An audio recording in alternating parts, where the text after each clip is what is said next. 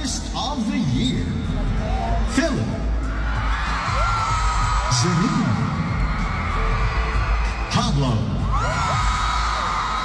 DJ Monteverde, Tony J.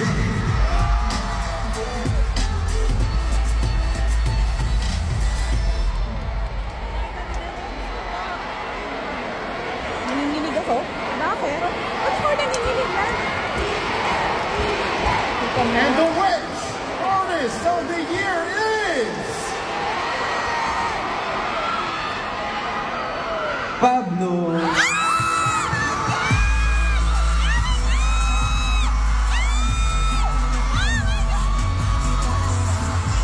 accepting the award on behalf of Pablo are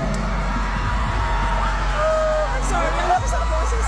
Bea Gonzalez, Artist Manager, 1Z Entertainment, and Irmay Ledesma, Marketing and Accounts Director, 1Z Entertainment. Alam mo, hindi na ako.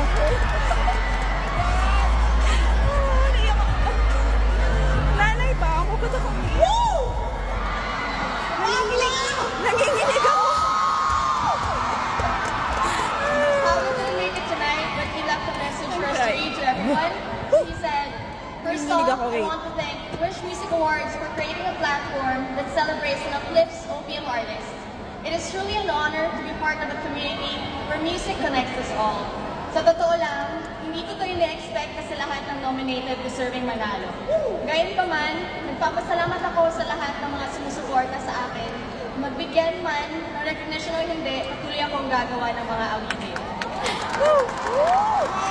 And para sa lahat ng mga hotdog!